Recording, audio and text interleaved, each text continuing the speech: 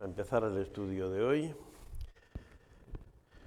lo último que vimos en Lucas 1, 24-25. Después de que Zacarías acabó su semana de ministerios, los sacerdotes estaban de sábado a sábado, dice, después de aquellos días concibió su mujer Elisabet y se recluyó en casa por 5 meses, diciendo, así ha hecho conmigo el Señor en los días en que se dignó quitar mi afrenta entre los hombres. Padre Santo y Celestial, al abrir tu palabra siempre queremos que el Espíritu Santo nos presida, nos guíe, nos dirija, para que ella pueda alimentar nuestras vidas, para que ella pueda ser de edificación para nosotros y así podamos crecer en conocimiento también, Señor, pero también en madurez espiritual. Bendice a los que ya estamos congregados y a los que pueden estar en sus casas o estén de camino, que en el nombre de Jesús lo pedimos. Amén. Bueno, la concepción de Juan el Bautista no fue un milagro, no fue obra del Espíritu Santo, sino que cuando Zacarías volvió a su casa, pues, como decíamos, aunque él dice que era viejo, pero no era un hombre tan viejo, era un hombre de 40 y tantos años, porque hasta los 50 estaba el sacerdocio, y su mujer podía estar también por esa edad, y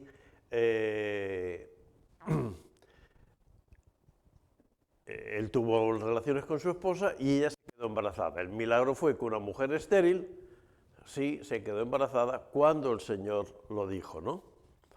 Y como el ángel le había dicho que sería nazareo, nazareo es que sería apartado para el servicio al Señor desde el principio, pues Elisabet quiso resguardarse, protegerse. Y bueno, si hoy en día, con todos los adelantos que hay, pues un embarazo de una mujer de 40 y tantos años se consideraría de riesgo, pues mucho más en aquel tiempo, y ella fue pues muy prudente con eso.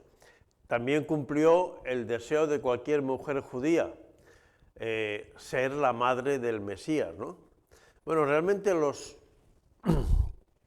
israelitas no sabían cómo iba a venir el Mesías, ¿no? Más bien lo esperaban como esperamos nosotros ahora a Jesús, que venga en gloria, ¿no? Porque claro, la venida de Jesús en gloria también estaba profetizada en el Antiguo Testamento. Pero claro, primero tenía que venir, padecer y sufrir por nuestros pecados para luego la segunda venida. Entonces, ella estaba feliz porque la vergüenza, que en aquellos tiempos se consideraba un castigo de parte de Dios de no tener hijos, pues para ella había sido quitada, ¿no? Nunca tenemos que pensar que una cosa mala es consecuencia de un castigo. Si fuera así, ninguno estaríamos vivos, porque todos somos pecadores y por lo tanto el Señor nos habría castigado a todos. No, las cosas ocurren en este caso porque Dios tenía un propósito.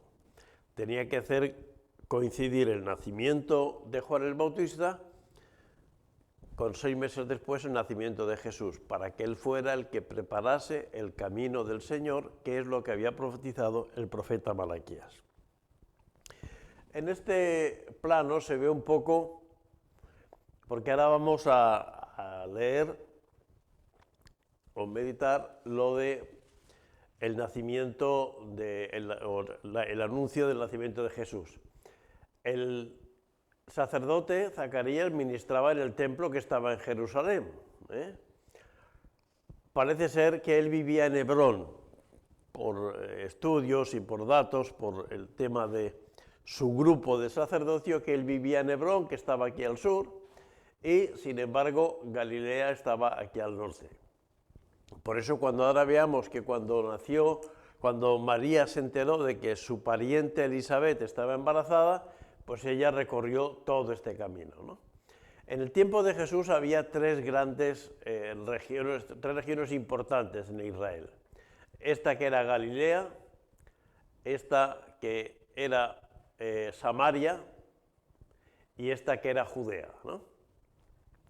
Por eso luego había esta región de Perea y también de Decápolis, ¿no? Que esto era un grupo de 10 ciudades y tal. Por eso, cuando los judíos tenían que ir desde Jerusalén a Galilea, los discípulos de Jesús eran todos de Galilea, este es el mar de Galilea, donde tantos milagros hizo Jesús, pues Jesús pasaba por Samaria, pero los judíos normalmente iban por aquí atrás, o sea, hacían el camino largo por no pasar por los samaritanos, ¿no? Pero bueno, esto es un poco para que veamos las distancias, que eran bastante grandes teniendo en cuenta la situación en la que estaban. En Lucas 1, 26 a 30 se nos narra el acontecimiento más maravilloso que ha ocurrido en este mundo, la encarnación de Jesucristo. Es decir, que Dios mismo se ha encarnado, ¿no? Se ha hecho carne, es decir, se ha despojado, como luego Pablo nos dice en Efesios, se despojó, se desnudó de su deidad y se hizo hombre. Dice Lucas 1:26 que al sexto mes, esto nos hace ver la diferencia entre Jesús y Juan el Bautista, a una ciudad de Galilea, ¿no? Entonces, a una ciudad de Galilea, si recordáis el mapa anterior, bueno, a una ciudad de Galilea.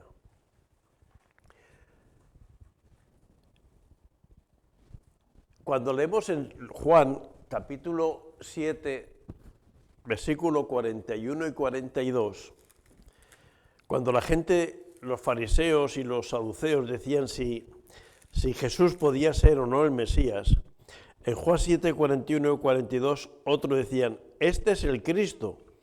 Pero algunos decían, ¿de Galilea ha de venir el Cristo? ¿No dice la Escritura que del linaje de David y la aldea de Belén, de donde era David, ha de venir el Cristo? Es decir, en Miqueas, Dios había el profeta había hablado de parte de Dios que Jesús vendría de la zona de Belén. Belén está por aquí. Belén está por aquí, aquí un poco más alto de Jerusalén, muy cerca de Jerusalén. Entonces, pero no de Galilea. Entonces, cuando a Jesús le dicen el Galileo, cuando Jesús dice que él viene de Nazaret, el Nazareo, el Galileo, porque es verdad, allí fue donde fue anunciado, allí fue donde vivió, pero allí no fue donde nació. Todos sabemos la historia. Pero claro, la gente no conocía toda la historia del establo de Belén. Entonces, era uno de los temas por los cuales discutían si Jesús podía ser o no el Mesías. Porque los que conocían la Escritura, en vez de preguntarle, a ver, explícanos, ¿por qué eres tú el Mesías? No, decían, no puede ser, porque este viene de este. No, si es español no puede ser, o si es colombiano no puede ser, o si es chino no puede. Bueno, dejemos a ver, porque a veces nacemos un poco en sitios por puro accidente, ¿no? Dice que se presentó el ángel Gabriel a una virgen desposada con un varón que se llamaba José, de la casa de David, y el nombre de la virgen era María. A María se le describe como una mujer desposada con un hombre, ¿no? El paso del matrimonio era que las familias se unían y establecían el compromiso. Bueno, pues dentro de un tiempo, dentro de unos meses, cuando José tenga preparada la casa, la mujer iba a vivir a casa del esposo. Entonces el esposo iba a buscar a la mujer y se la traía. El tema de las 10 vírgenes. El esposo va, recoge a la mujer y la trae a su casa. Desposada quiere decir que ya estaba ese trámite hecho, ya estaba comprometida. Era lo que hoy en día ya tenían un compromiso matrimonial. No estaban casados, no vivían juntos, es decir, tenían un acuerdo de matrimonio. Según había profetizado Isaías capítulo 7, versículo 14, que dice que una virgen concebiría al Mesías. Claro, cuando la gente leía, y como nosotros nos puede pasar, y con muchas profecías que leemos, cuando a veces leemos cosas del Apocalipsis, pues es mejor no elucubrar demasiado. Hay cosas que entendemos, hay cosas que sabemos y hay cosas que no sabemos. Pero cuando en Isaías 7:14 dice, por tanto el Señor mismo dará señal, he aquí la Virgen concebirá y dará a luz un hijo y llamará su nombre Emmanuel. ¿Cómo concebirá la Virgen? Pues no nos pone que nadie se lo preguntaba. Pero físicamente es imposible que una Virgen conciba. Solo es posible por la obra del Espíritu Santo y milagrosamente. Claro, nosotros tenemos que entender que esto estaba pasando cuando no había pasado, no como ahora que ya todo está pasado. Entrando el ángel en donde ella estaba, dijo, salve, muy favorecida, el Señor es contigo, bendita tú entre las mujeres. Mas ella cuando le vio se turbó por sus palabras y pensaba, ¿qué salutación sería este? Entonces el ángel dijo, María, no temas porque has hallado gracia delante de Dios. Bueno, no es fácil estar en la casa. En aquellos tiempos las casas estaban abiertas. Acordaros que la gente, cuando Jesús estaba en casa de Simón, pues entró aquella mujer pecadora y le ungió los pies, y cuando aquellos iban con el paralítico, pues pudieron entrar, incluso subir por el tejado, por la azotea y bajar al paralítico. Pero de repente encontrarte a alguien en la casa que te habla y que además te dice estas palabras, salve y muy favorecida, bendita tú entre las mujeres, pues claro, primero te asusta, luego te impone y luego dices que qué está pasando. La Iglesia Católica dice que María, llena eres de gracia, pero la Biblia no dice eso. La Biblia dice, bendita tú entre las mujeres, porque has hallado gracia delante de Dios. No es que llena eres de gracia, sino que has hallado gracia. Es decir, María no fue la Madre de Dios por méritos propios, sino María fue Madre de Jesús por la gracia de Dios.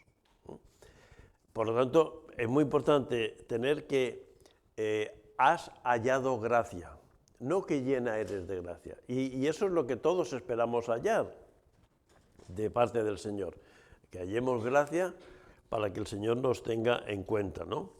Has hallado gracia, y por la gracia de Dios María fue Madre de Jesús y no por sus méritos. Por lo tanto, sí es verdad que dice, bendita tú entre las mujeres, porque, como decía el Salmo 109, todas las mujeres judías hubieran querido ser María, que es la Madre de Jesús, pero solo podía ser una, y esa fue la que dijo el Señor.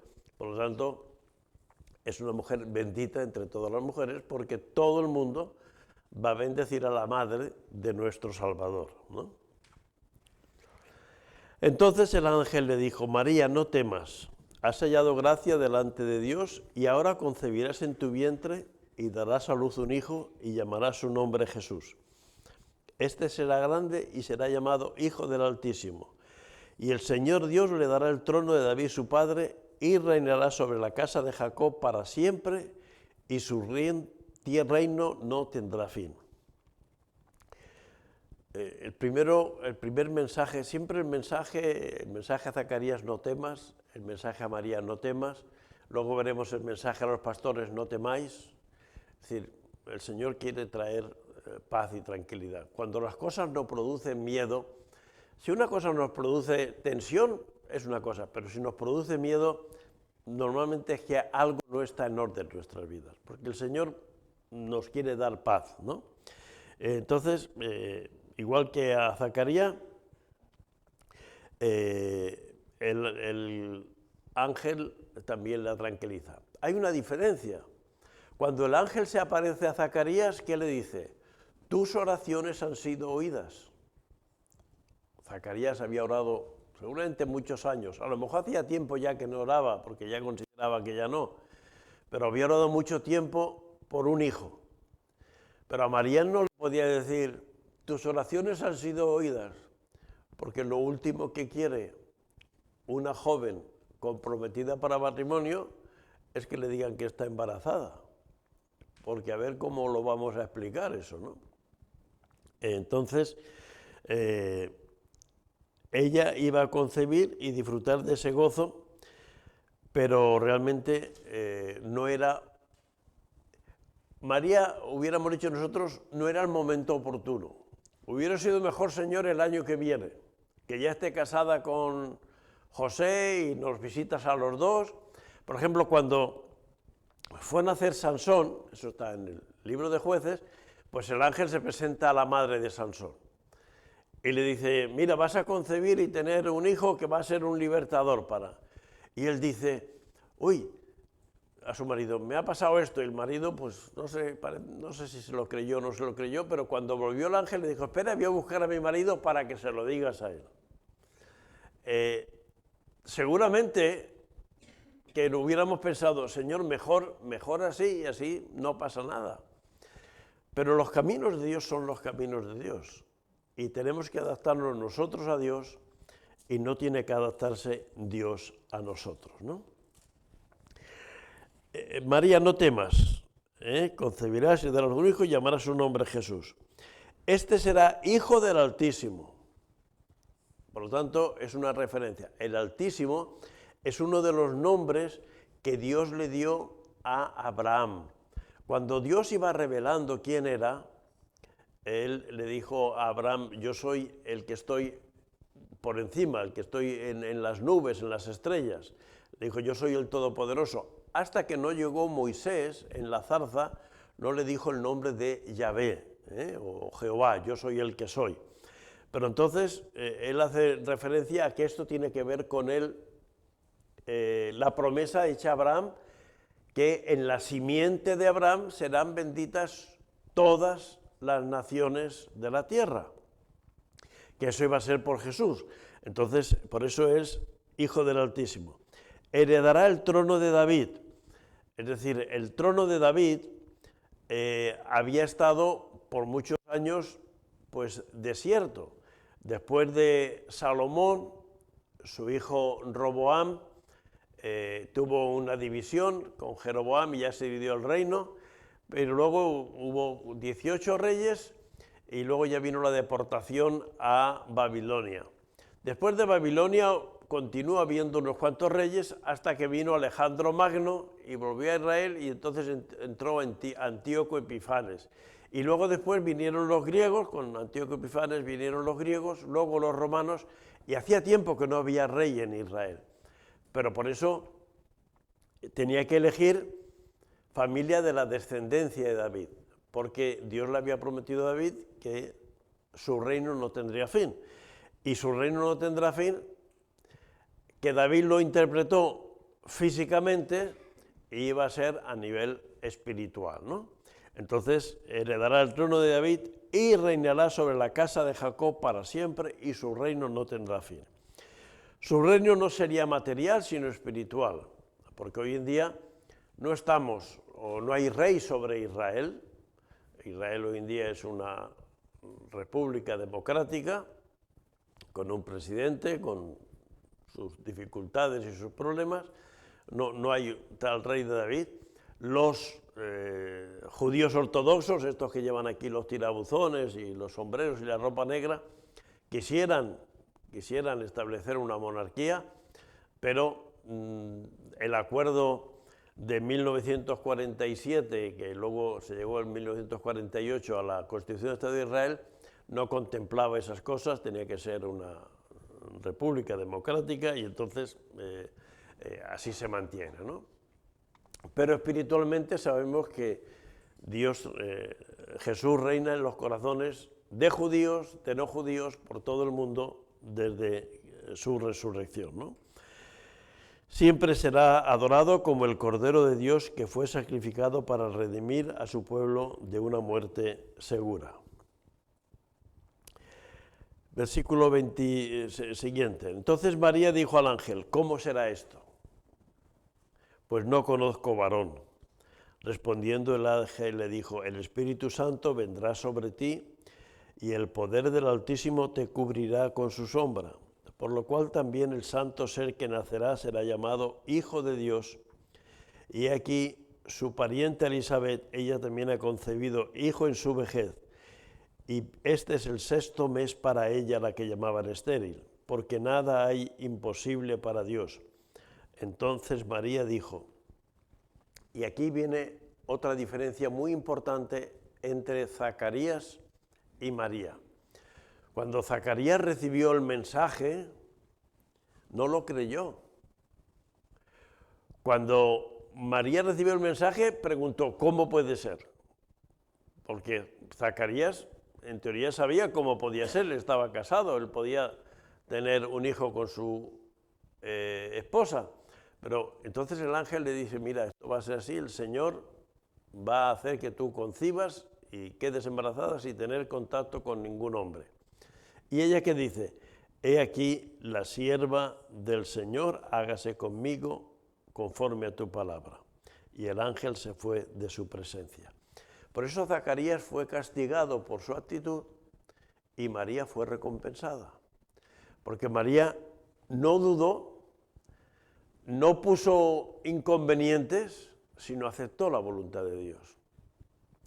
Aunque en el momento en el que estaba y la situación era grave, María podía ser acusada de fornicación o de adulterio, estaba claro. Si José dice, me he ido a casar y me encuentro que mi novia está embarazada, es aquella mujer que encontraron en adulterio y la ley dice que hay que apedrearlas.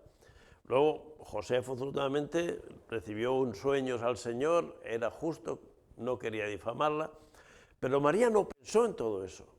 Pensó, es un enviado del Señor. Primero hay que ser muy espiritual para distinguir cuando una palabra viene del Señor. Y es muy importante, porque a veces somos muy atrevidos. Y yo puedo decir, hermanos, el Señor me ha dicho que te diga. Cuidado. Decir eso es ser un ángel Gabriel, porque enviado del Señor, o sea, ángel es el que es enviado. Y si yo le digo, hermano Esteban, el Señor me ha dicho, ¿qué tal? Y resulta que es una corazonada mía, una cosa con la mejor intención del mundo, pero no es del Señor, el hermano Esteban tiene todo el derecho, por mucho que yo sea el pastor o sea quien sea, a decir, bueno, déjame que ore al Señor, déjame que el Señor me muestre, porque aquí no somos ciegos, aquí todos tenemos discernimiento, todos tenemos el Espíritu Santo, todos tenemos al Señor. Y por lo tanto, es muy importante. Ella recibió y supo discernir que era un enviado del Señor, que lo que le dijo estaba de acuerdo a lo que estaba profetizado, que sería hijo del Altísimo, que tomaría el reino de David su padre y que su reino no tendría fin. Es decir, es conforme a la Escritura. No le dijo algo que estaba en contra de la Escritura. Por lo tanto, pues ella dijo, yo soy la sierva del Señor, haz lo que tú quieras conmigo, Señor. Es decir, estoy a tu disposición. Es decir, ella no se fue a acostar con nadie voy a ayudar al Señor a que se cumpla. No, ella esperó. Y si se quedaba embarazada sin tener ninguna relación sexual, era que había sido del Señor. Y no iba a tener ninguna duda. Por lo tanto, esa es la actitud. Cuando alguien dice, Indalecio, tú vas a ser tal un profeta, vas a predicar a 3.000 millones de personas y tal. Si yo me creyera todo lo que han dicho de mí, hermano, yo estaba ya por el cielo, no 3 pasos más arriba. Porque a veces la gente por quedar bien con nosotros y con buena intención nos dice cosas de que vamos a hacer y que vamos a hacer. Pero el Señor hace con nosotros lo que podemos hacer. No hace más de la capacidad que tenemos, ¿no? Entonces, María tuvo la actitud correcta. Soy la sierva del Señor. El Señor irá haciendo las cosas. ¿Y qué fue lo primero que ocurrió? Que se quedó embarazada. Bueno, pues lo había hecho el Señor. Pues entonces, va a hacer. Pero ella ni precipitó ni hizo nada que no fuera esperar lo que el Señor hiciera.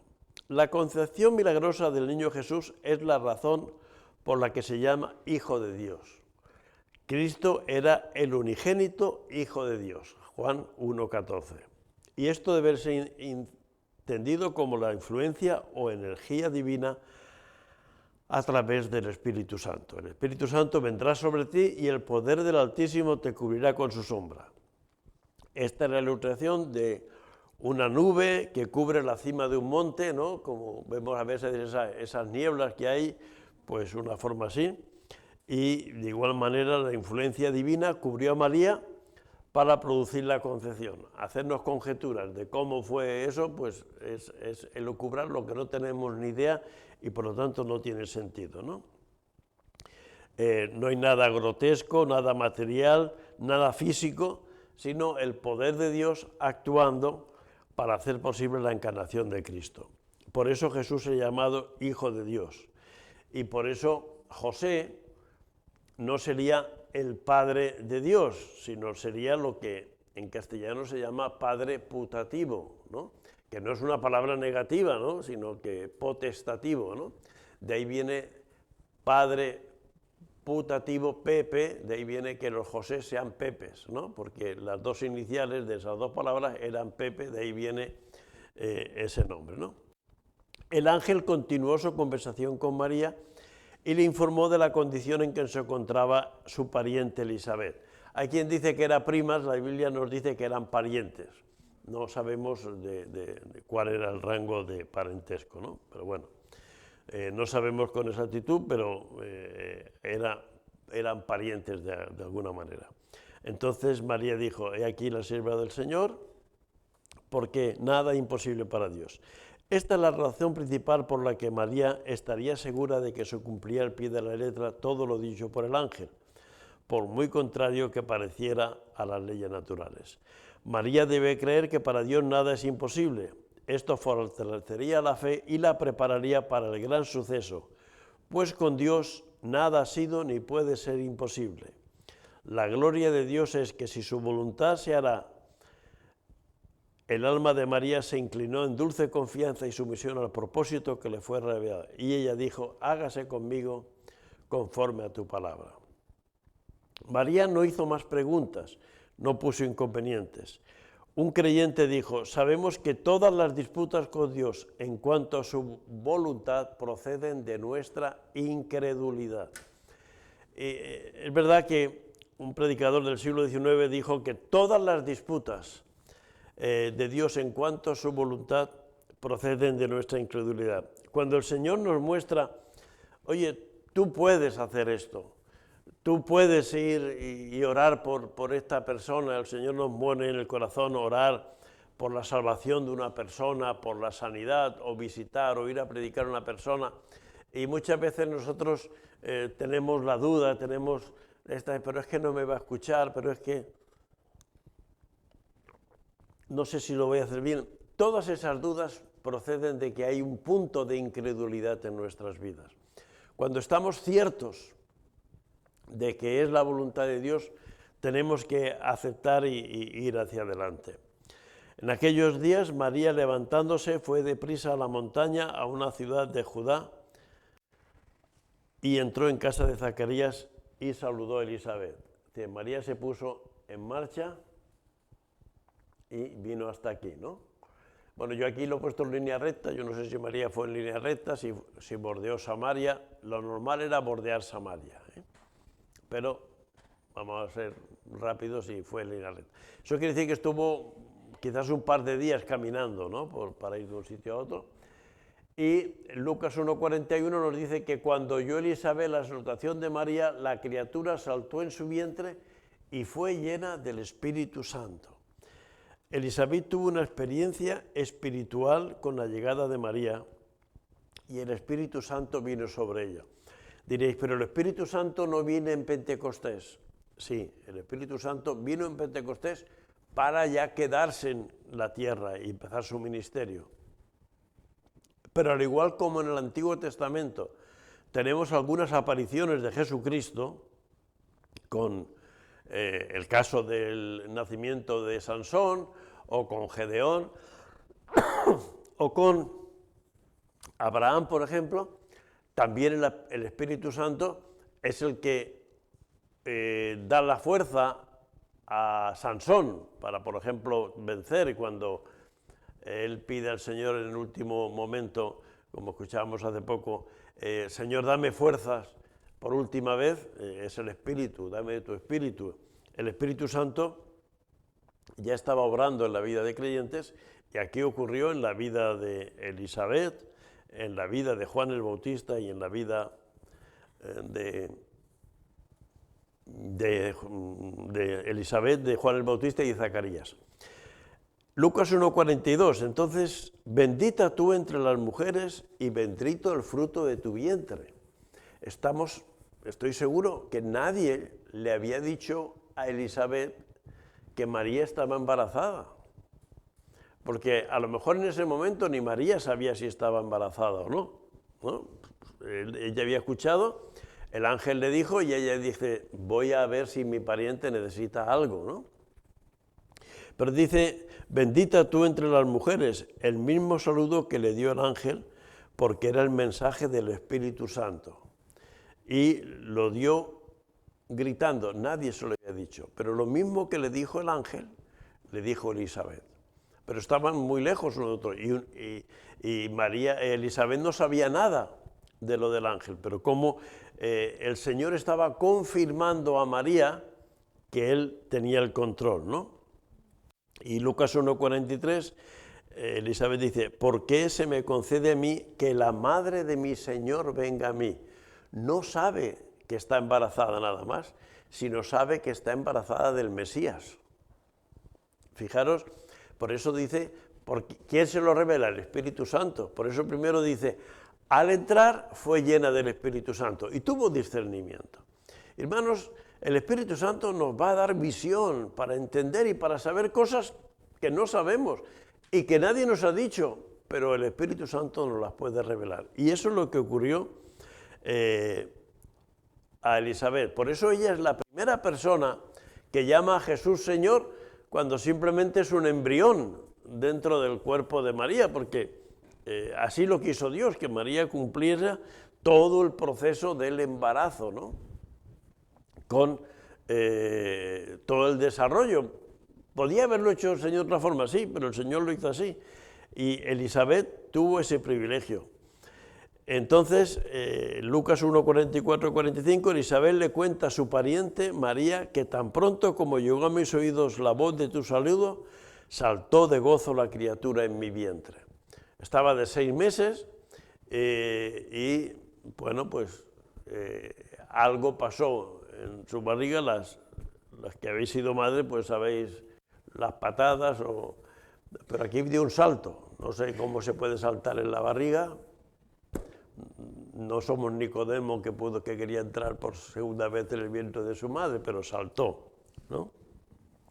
Y entonces, esto explica, es una forma gráfica de explicar que que Elisabet había notado algo totalmente distinto, no era un movimiento normal del niño, sino que había habido una explosión en su interior ahí, ¿no?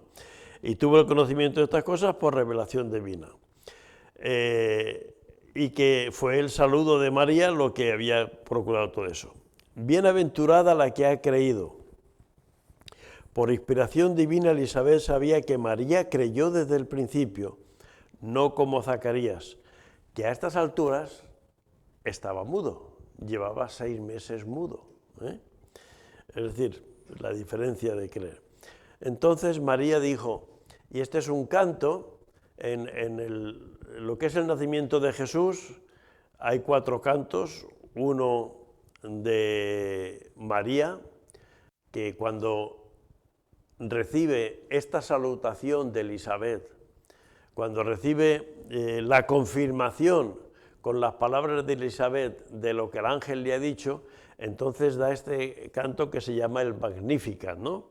Y que dice, engrandece mi alma al Señor y mi espíritu se regocija en Dios mi Salvador, porque ha mirado la bajeza de su sierva, pues he aquí desde ahora en adelante me dirán bienaventuradas todas las generaciones. Ella ya da por hecho lo que el ángel le ha dicho, porque me ha hecho grandes cosas el poderoso, santo es su nombre, y su misericordia es de generación en generación a los que le temen. Hizo proezas con su brazo, esparció a los soberbios en el pensamiento de sus corazones, quitó de los tronos a los poderosos y exaltó a los humildes. A los hambrientos colmó de bienes y a los ricos envió vacíos.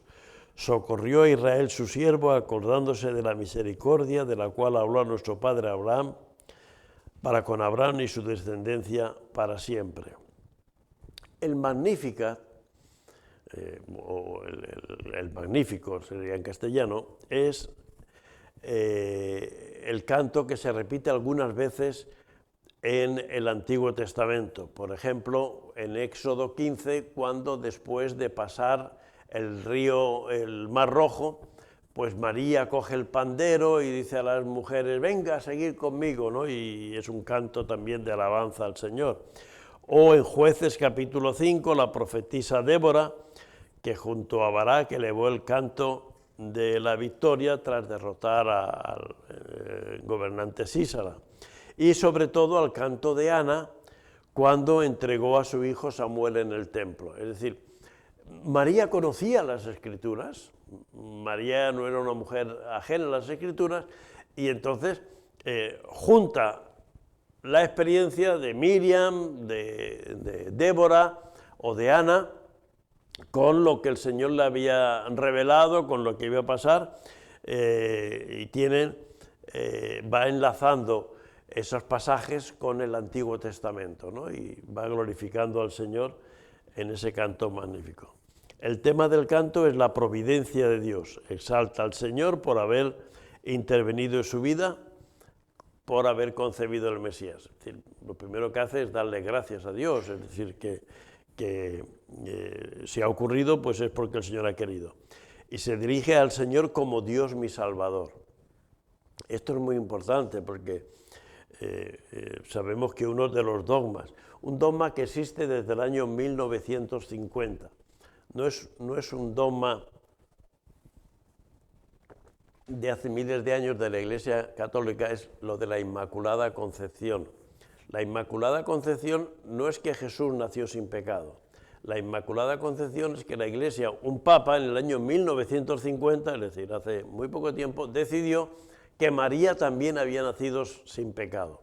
Pero claro, eso no tenía ninguna base y no es una cosa que lo ha llevado el cristianismo desde el principio, sino que ha sido una cosa para potenciar el culto mariano, que en el fondo el culto a María no deja de ser una forma de competir con dar la gloria a Dios, con lo cual está claro que después y detrás de toda imagen que recibe adoración siempre está el diablo queriendo quitar la adoración al Señor.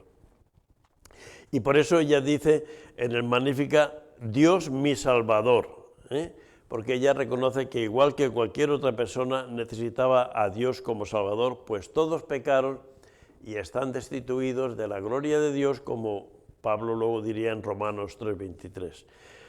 María nació en pecado, murió, y cuando resucite en el día final será juzgada como todos los seres humanos. Otra de las cosas que sabéis es que también hay otro dogma que dice que María ascendió a los cielos en cuerpo y alma. Es decir, ni siquiera Jesús ascendió con el mismo cuerpo con el que estaba, porque cuando Jesús resucitó traspasaba las paredes, porque ya su cuerpo no era un cuerpo físico, ya era un cuerpo espiritual. Pero sin embargo, en esos deseos de querer dar a un María un protagonismo que no tiene, que tiene muchísimo protagonismo, pues han creído que naciera sin pecado y que ascendiera, pero nada de eso. María fue la primera discípula de Jesús, la primera que estuvo cuando nació, por supuesto, pero también la primera que estaba a los pies de la cruz, ¿no? Y estuvo también en el aposento alto, como nos dice Éxodo 2, ¿no? Un tema fundamental del Magnificat es la humildad.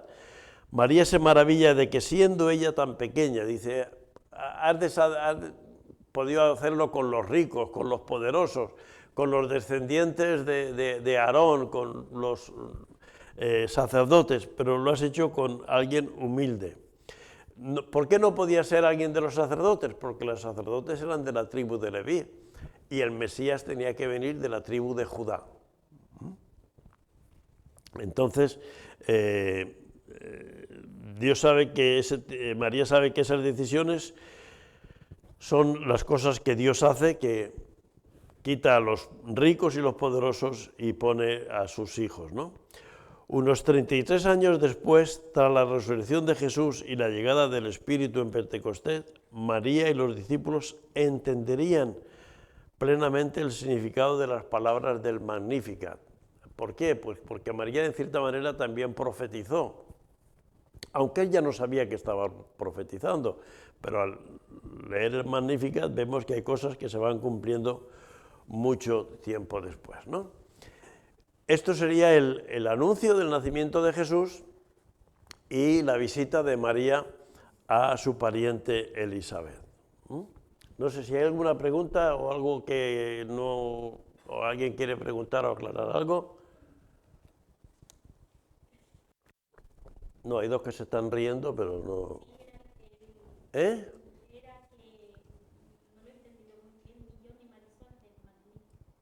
¿El? El Magnificat. ¿Que no se ha entendido muy bien? El Magnificat es el título del canto que hay aquí en Lucas capítulo 1, versículo 46 a 55. Normalmente en la Biblia creo que en la reseña lo debe poner, ¿no? No, no lo pone. El Magnificat es el título que le han dado los teólogos, ¿no? Porque es un canto maravilloso, magnífico, ¿no? Entonces es el canto. Y es Lucas 1, del 46 al 55. Ese canto es el Magnificat. Si os fijáis en las Biblias, normalmente está metido un poco, los versos son más cortos, ¿no? Es decir, porque esto está dicho en verso en hebreo. Claro, cuando lo traducimos al castellano pierden la sonoridad, pero estos son versos hebreos como los salmos o los proverbios, ¿no? El Magnificat es un título que se le ha dado, ¿no? Como el Sermón del Monte, no hay nada en la Biblia que ponga el Sermón del Monte. Fue un sermón que Jesús dio en la montaña, ¿no? O la pesca milagrosa, ¿no?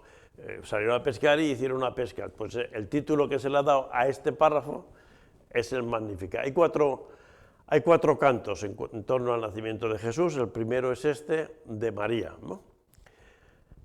Capítulo 1, versículos 56-57.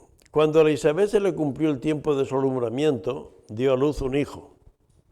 Y cuando oyeron los vecinos y los parientes que Dios se había engrandecido para con ella su misericordia, se regocijaron con ella. Como ella estuvo mucho tiempo pues, recluida y no saliendo mucho, la mayoría de la gente se enteró cuando ya había nacido su hijo.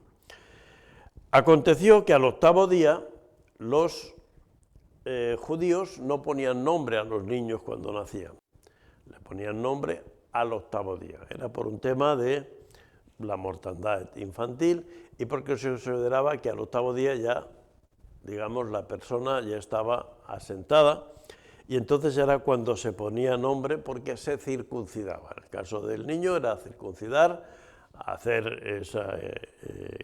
cortar esa piel del miembro viril del niño, tal como Dios le había pedido que lo hiciera Abraham.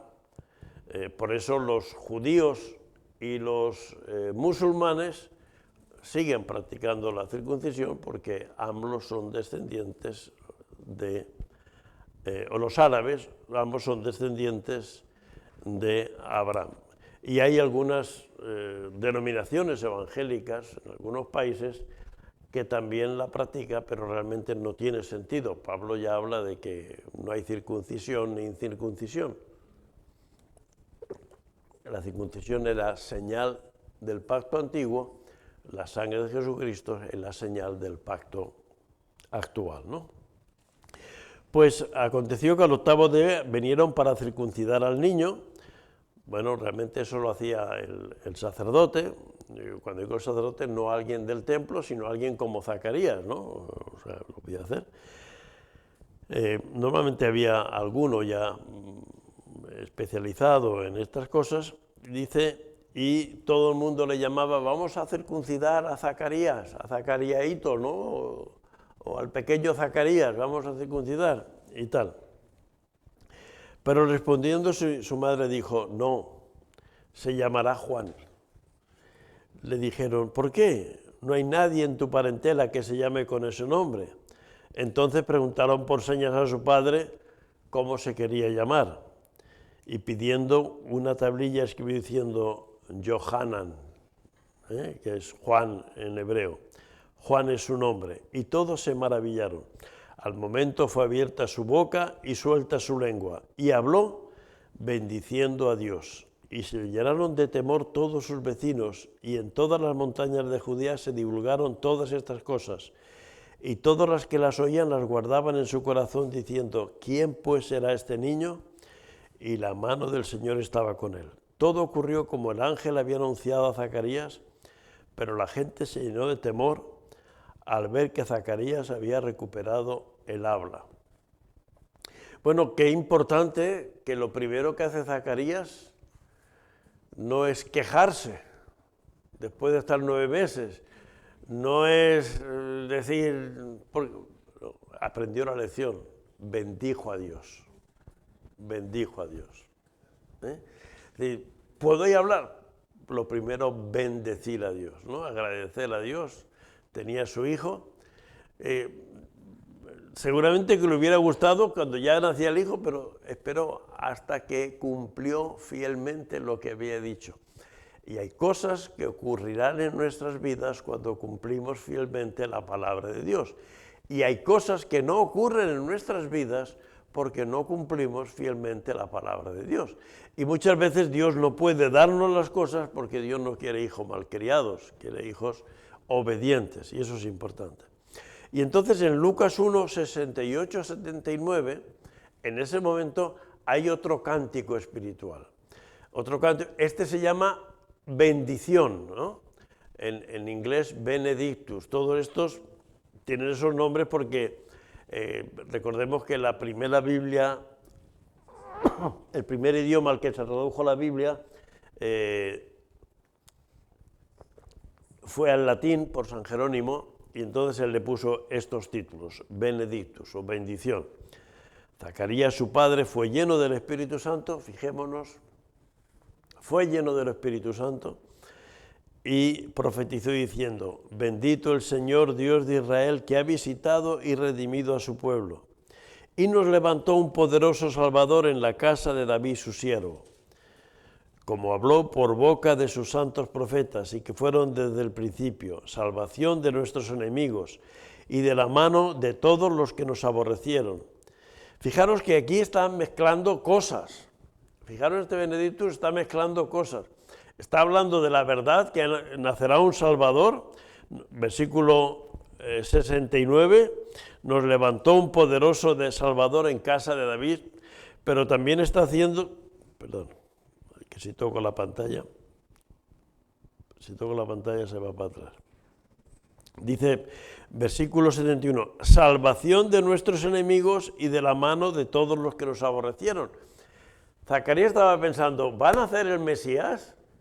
Que se preparen los romanos, que se preparen los griegos que nos los han hecho pasar muy mal, que han matado muchísima gente, que se preparen los babilonios, él está mezclando aquí todas las cosas en este canto de bendición. Versículo 72, para hacer misericordia con nuestros padres y acordarse de su santo pacto, del juramento que hizo a Abraham nuestro padre, que nos había de conceder que librados de nuestros enemigos, sin temor le serviríamos, en santidad y en justicia delante de Él todos nuestros días. Claro, Él dice, vamos a servir al Señor sin que nadie nos moleste. Eso todavía no ha ocurrido. Ya han pasado 2000 y pico años de este momento y aún no ha ocurrido. Él estaba juntando el nacimiento de Jesús con su venida gloriosa, ¿no? Él estaba hablando de todo, por lo tanto, es un mensaje profético que nos habla de que la venida gloriosa de Cristo Jesús no es algo del Apocalipsis, sino es algo de toda la Biblia. Versículo 76. Y tú, ahora habla su hijo, niño, profeta del Altísimo serás llamado. Está hablando a su hijo ahora.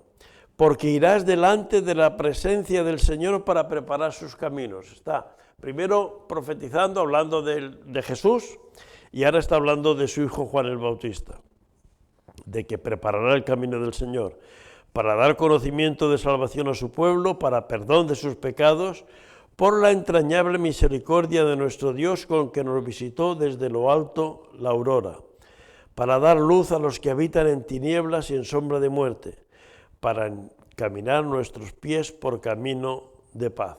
Dice que toda la zona, esa montañosa de Hebrón, aquella parte que hemos dicho, conoció esta historia.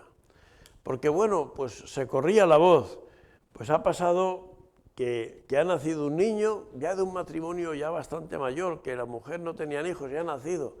Y el padre dice que se lo dijo un ángel, y se quedó mudo, y ha estado mudo, y cuando le ha puesto el nombre al niño, ha vuelto a hablar.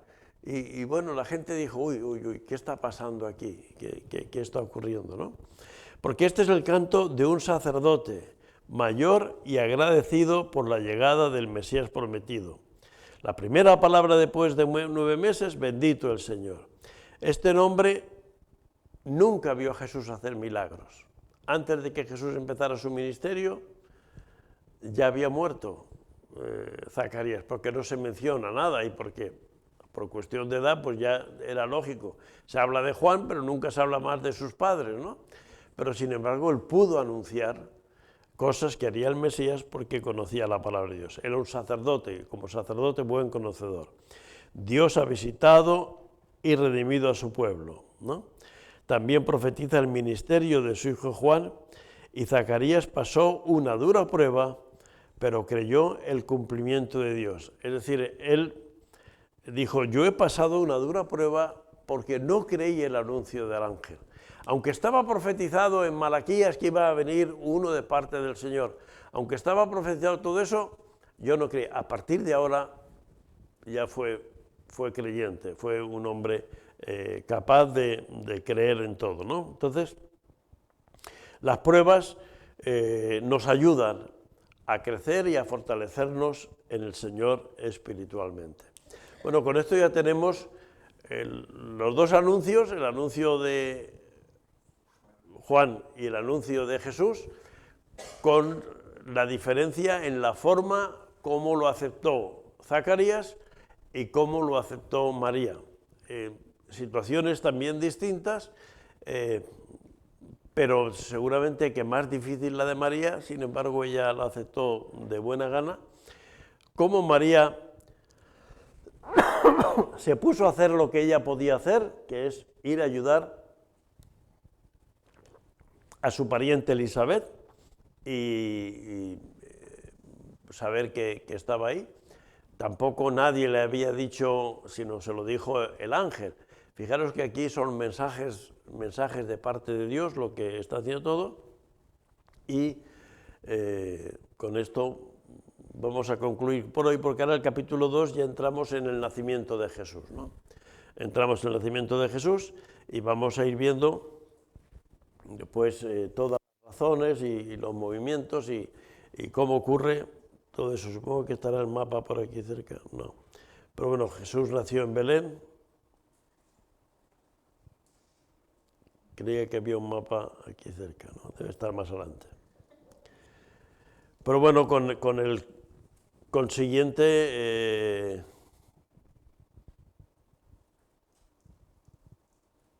no, me creía que había un mapa ahí, pero se ve que lo tengo en el otro. Tengo una cosa en el ordenador portátil y otra en el fijo y a veces me equivoco. El problema de que en ese momento, pues, al emperador Augusto César se le ocurre hacer un padrón, ¿no? Y como no tenía ordenadores, pues dice, venga, cada uno que vaya al pueblo donde ha nacido para empadronarse, ¿no? Es decir, cómo Dios está moviendo los hilos de la historia. Hay un tema hoy, estaba viendo las noticias y está todo el mundo muy preocupado por la inteligencia artificial. Por supuesto que es un tema, no vamos a hablar, esto no tiene que ver con el estudio, pero por supuesto, si algo nos distingue a los seres humanos de los animales es la inteligencia, es la capacidad de razonar y de hacer cosas y respuestas en función de los parámetros que tenemos, ¿no? De los datos. La inteligencia artificial es que va a haber máquinas que van a decidir en base a la cosa que esté pasando, pues si hace frío se pondrá en marcha solo el aire acondicionado, o se pondrá en marcha la calefacción, o se encenderá la estufa, o se encenderá el fuego a las 2 porque hay que preparar la comida. La inteligencia artificial, claro, todo eso sabiendo la cantidad de armamento que tiene los gobiernos y que tiene la capacidad de hacer cosas y de hacer daño, la cantidad de armas químicas que están por ahí y tal, pues dice, bueno, ¿y si algo artificial, es decir, un monstruo, un ordenador, un robot, nos maneja y toma decisiones por nosotros y cambia las cosas? Y la gente, pues, se preocupa, ¿no? Además, eso era muy caro y ahora llegan los chinos y como hacen siempre, ¿no? Es decir, este chaleco vale 50 euros, pero ahora vienen los chinos y dicen que no, que por 15 euros ya lo tienen ellos y lo tocas y a lo mejor pues uno como yo no distingue si es uno u otro, ¿no? Pues han hecho lo mismo con la inteligencia artificial. Ya no hace falta grandes ordenadores, ya un ordenador más normal puede funcionar. Y bueno, los cristianos, ¿qué tenemos que hacer con eso? Estar enterados. Tenemos que saber lo que está pasando. Pero al igual que en el nacimiento de Jesús, Dios tiene el control. Y cuando Él vea que el hombre ya se va a exceder, Él parará. Y Él dirá, hasta aquí, ¿no? Entonces eso es lo que nos tiene que dar confianzas, el ver cómo Dios ha actuado. Cuando no había medios de comunicación, le dice a María, tu pariente está embarazada, y a Elizabeth le dice, oye, que la que te ha visitado va a ser la madre del Mesías, ¿no? Es decir, y ahora le dice al César Augusto, que ya ves tú, ¿para qué le importaba a él el censo que había en Israel, que era uno de los países más pequeños y más conflictivos, que lo normal haber dicho, bueno, pues mandar allí un déspota y arrasarlo, pero no, venga, vamos a hacer un censo a ver cuántos judíos hay para saber. Bueno, él pensaba que era una idea brillante, que tal, no, él estaba guiándose por los planes de Dios. Al igual que Dios ha vuelto a hacer que se establezca el Estado de Israel y así va a tener todas las cosas. ¿Conocer las cosas? Sí. ¿Tener preocupación porque no caigamos en según qué trampas, en según qué cosas? Tenemos que hacerlo. Pero miedo tenemos que dejar de tener miedo porque el temor de Dios echa fuera cualquier otro miedo. Por lo tanto, esa debe ser nuestra confianza.